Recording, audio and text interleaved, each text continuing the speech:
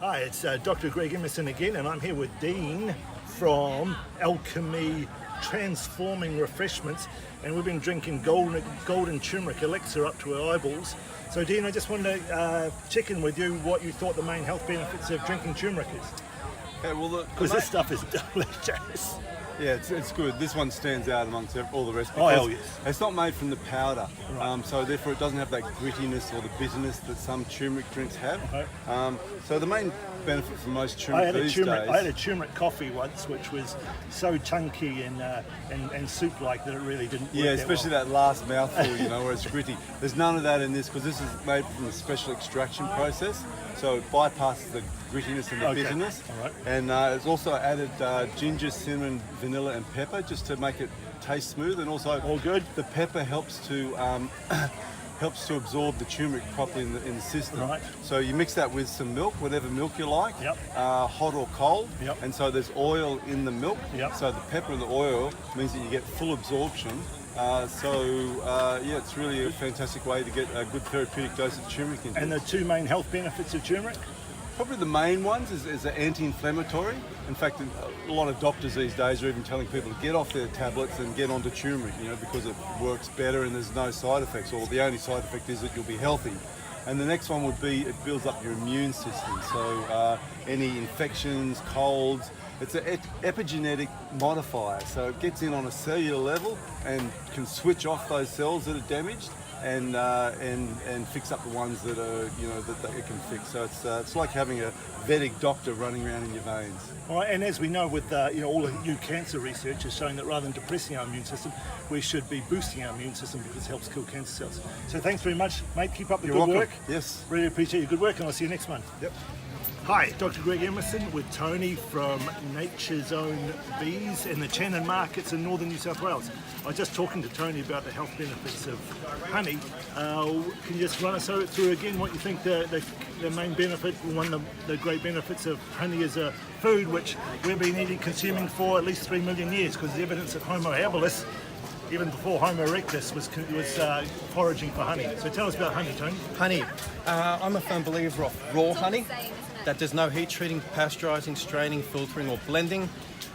If you heat treat or pasteurize honey and filter it, you're converting it to bad sugars. And if it's just sugar, you might as well keep away from it because sugar is no good for us.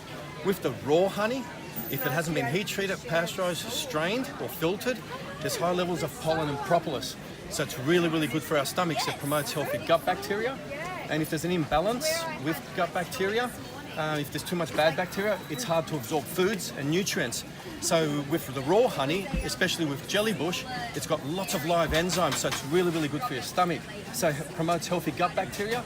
And I'm a firm believer, if your stomach's working well, it alleviates many different symptoms and problems, and you absorb nutrients better. You said that jellybush was similar to manuka. Yes. My understanding is jellybush and manuka are the same thing. It's an active honey. Right. It's the leptosperm. It's part of the tea tree family.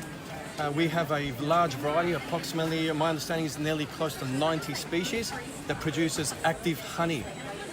All right, fantastic. Well, keep up the great work, Tony. Nice to meet you. Thank you. We'll get some in a sec. Hi, it's Dr. Greg Emerson down at the Channon markets in northern New South Wales with Cawdor, who's kind of, its name's from Scottish, from Macbeth, which is an interesting way to get your name.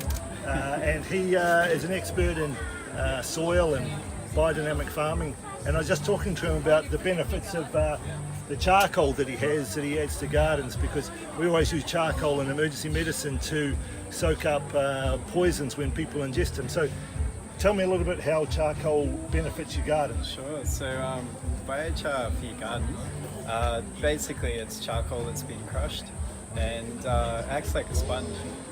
So when you've got charcoal, it will just absorb all the nutrients from your soil. So in your soil, ideally what you want to do is activate it before you add it.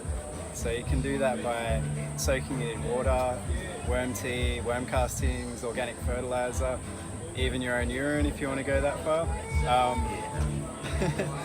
Leave it for 24 hours and then mix it into your soil at root depth, and it's there for 1,000 years apparently.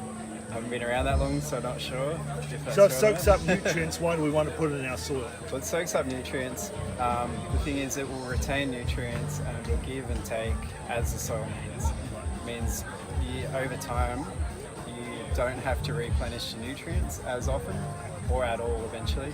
That's the theory. So it's kind of like an adaptogenic herb. If things are too high, if your cortisol's too high, it'll bring it down. Yep. If it's too low, it'll bring it up. So you're Yeah, saying definitely. the activated charcoal in the soil Definitely. does the same thing, releases nutrients Yep. and absorbs them as needed. Yeah, similar to like the body. It will, Right, it to will keep actually, homeostasis in the soil. yeah, that's right. And yeah. so over here we've got some worm castings and stuff. So how does it benefit the worms? So your biochar is loaded with carbon, and when you do worm farming or any composting, you want an element of nitrogen and carbon. So if you, for instance, are doing worm farming and you put too much fruit pulp in there, it starts getting hot and fermenting and the worms are freaking out, you just put a handful of biochar in there, it'll neutralize that. It's adding carbon to it, and then it's in your worm compost too. So when you separate your worms and you put your compost into your garden, your biochar is already in there and it's already activated from your compost. All right, thanks, mate. That's all right. Thanks Thank very you. much for Cheers. letting us know about the benefits of putting charcoal in your soil. All right, thank you.